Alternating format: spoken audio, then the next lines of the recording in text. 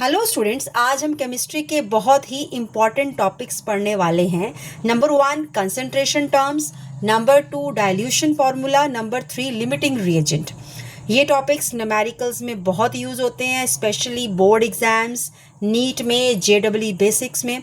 अगर concentration term समझ आ गई तो आपके लिए न्यूमेरिकल्स बहुत ईजी हो जाएंगे। तो सबसे पहले हम समझते हैं कंसंट्रेशन टर्म्स। अब कंसंट्रेशन का मतलब क्या होता है? इसका मतलब होता है कि सॉल्यूशन में सोल्यूट कितनी क्वांटिटी में प्रेजेंट है, या सिंपल वर्ड्स में सॉल्यूशन कितना कंसंट्रेटेड या कितना डाइल्यूट है। अब एक एग्जांपल लेते हैं।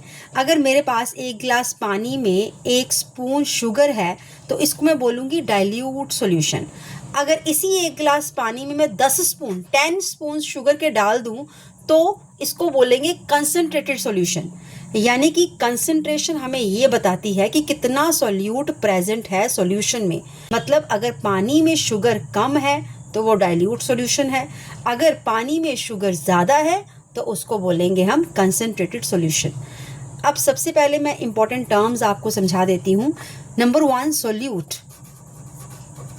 सॉल्यूट जो चीज़ डिसॉल्व होती है, जैसे कि शुगर, सॉल्ट, इसको हम डिसॉल्व करते हैं। और सॉल्वेंट क्या होता है? सॉल्वेंट जो डिसॉल्व करता है, फॉर एग्जाम्पल वाटर। और सॉल्यूशन क्या होता है? Solution is solute plus solvent, right? ये मिलके बनाता है सॉल्यूशन। अब डिफरेंट जो कंसंट्रेशन टर्म्स हम पढ़ेंगे इन्हीं के बेसिस के ऊपर, वो है molarity, molality, mole fraction, percentage, then dilution formula, then limiting reagent. तो स्टार्ट करते हैं हम मोलैरिटी से। What is molarity? Number 1 is molarity.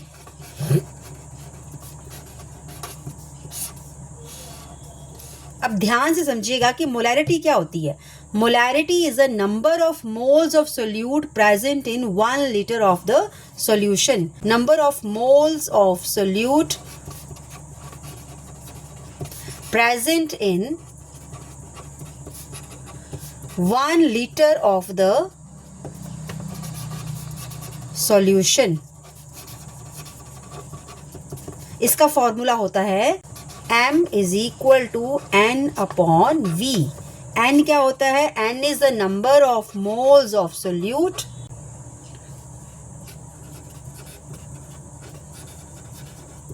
और v होता है volume in litre. What is molarity? Number of moles of solute present in 1 liter of the solution. M is equal to N upon V।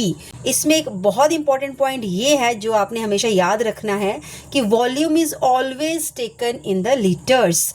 अगर volume millilitres में है, ml में है, तो उसको पहले डिवाइड करो 1000 के साथ। ओके, तो volume is always in litres. अब हम एक एग्जाम्पल करेंगे।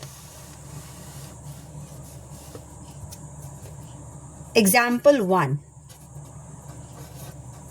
2 moles of NaOH dissolved in 1 liter of the solution.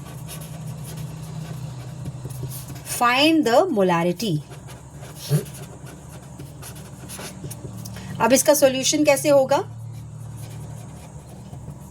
अब हमें गिवन क्या है? गिवन 2 मोल्स, मतलब नंबर ऑफ मोल्स दिए हुए हैं। n is equal to n which is number of moles of the solute. 2 moles of NaOH dissolve in 1 litre of the solution. मतलब NaOH dissolve किया है सोल्यूशन के अंदर, तो NaOH क्या हुआ? सोल्यूट। तो इसके मोल्स भी दिए हुए हैं, n हमें दिया हुआ है 2 मोल्स। और वॉल्यूम कितना दिया हुआ है? What is V? In 1 litre of the solution volume is 1 litre. तो हम निकाल सकते हैं molarity. Very simple, m is equal to n upon v is equal to 2 upon 1 that is equal to 2m। तो मोलैरिटी हमारे पास कितनी आ गई है? 2m। सेकेंड एग्जाम्पल करते हैं इसकी, एक बहुत simple example. Example 2, 0.5 mole HCl dissolved in 500 ml of solution. अब इसमें हमारे पास मोल्स दिए गए हैं 0.5 और वॉल्यूम कितना दिया गया है 500 ml। तो हमें ml में दिया, मैंने समझाया था आपको कि 500 ml है तो इसको पहले कन्वर्ट करना पड़ेगा लीटर्स में। तो वॉल्यूम है 500 ml, इसका हम सोल्यूशन करेंगे।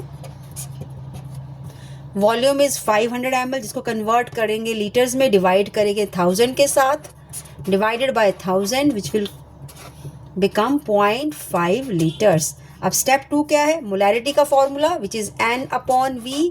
N कितना है हमारे पास 0.5, डिवाइडेड बाय वॉल्यूम भी कितना आया 0.5, answer is 1 molarity. Molarity comes out to be 1 molar. अब इंपॉर्टेंट पॉइंट्स मोलैरिटी के regarding, once again I will repeat it.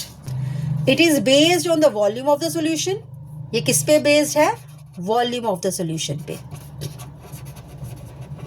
Number 2, इसके यूनिट्स क्या होते हैं, मोल्स पर लीटर और मोलर। और number 3 very important, temperature change से अफेक्ट होती है molarity. Molarity changes when the temperature changes. It is dependent on the molarity is always dependent on the temperature.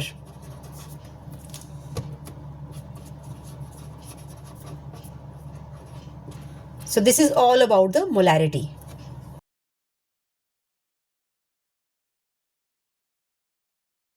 And the next topic number 2 is molality. पहले हमने किया molarity, अब करेंगे molality. इसको represent करते हैं हम स्मॉल m के साथ। Now what is molality, number of moles of solute, number of moles of solute present in 1 kg of the solvent. अब इसका फॉर्मूला क्या होता है, small m is equal to N/W। This is a formula for molality. M is molality, N is the number of moles of the solute, and W, what is W? Weight of the solvent. Weight of solvent in kilograms. यहाँ पे ये याद रखना है आपने कि यहाँ पे weight of the solvent use होगा, solution नहीं होगा। यहाँ पे weight of the solvent in molality। अब एग्जाम्पल करते हैं एक,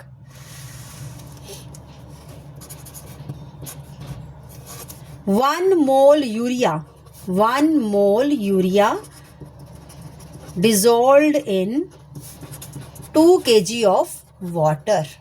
ओके, अब यहाँ पे हमें नंबर ऑफ मोल्स दिए गए हैं विच इज 1 मोल, वेट दिया गया है 2 kg। यहाँ फॉर्मूला लगाएंगे m is equal to N/W, 1/2 which is equal to 0.5 molal, MOLAL, molal. This is the answer. So molality के regarding important points, it is based on the mass of the solvent। और इसके unit क्या होते हैं, molality के units क्या होते हैं, मोल पर केजी। इसके यूनिट्स हैं मोल पर KG, units of molality. And it does not depend on the temperature, whereas molarity is dependent on the temperature, but molality is not dependent on the temperature. So यहाँ पे हम डिफरेंस कर सकते हैं molality और molarity का।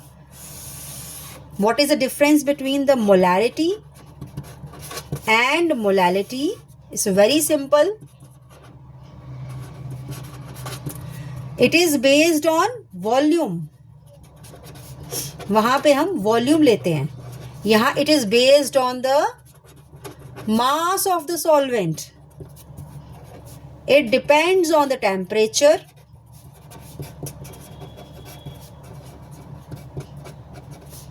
It does not depend on the it does not depend on temperature. Number 3, इसके units क्या होते हैं, इसके यूनिट्स m, इसका unit small m, that is mole पर KG and it is mole per liters.